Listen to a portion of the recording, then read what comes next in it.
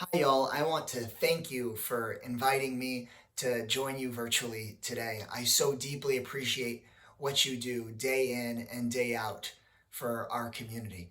This pandemic has exposed horrible injustices that have existed for so long in our community, and people have really been suffering, but folks experiencing homelessness so much more than the everyday person.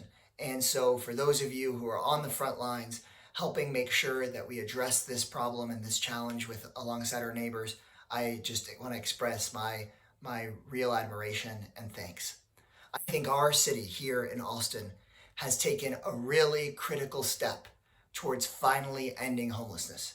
When just over a year ago, we collectively declared uh, what is common sense and true, and what we've always known in our hearts, but that is really hard sometimes for a community and a government to collectively declare, which is that jail is not a home. That jail does not help end homelessness, that in fact it makes things worse, and that punishment is not healing. It is not the compassionate or the right solution for addressing homelessness.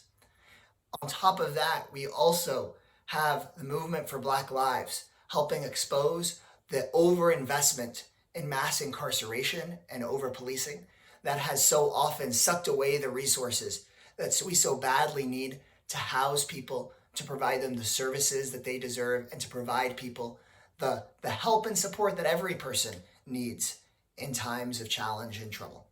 And so I think that those decisions, although they have been really hard and though they have been criticized from so many different angles, really put us on a path to being a city in a state like Texas that is truly committed to ending homelessness and not just to punishing people or hiding and pushing folks out into the shadows.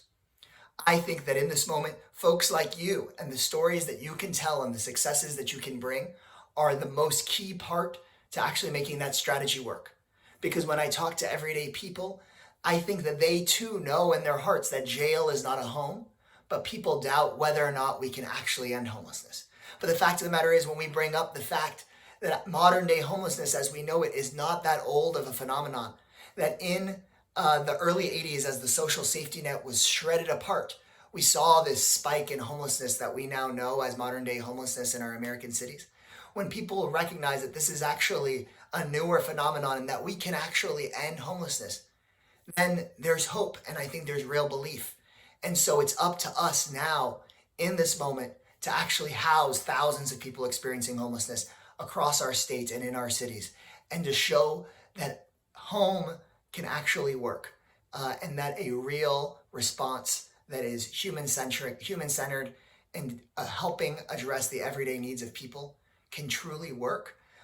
And that not only is it the right thing to do, but it's how we can address this issue for the entire community. So I'm so thankful to you all for that everyday work.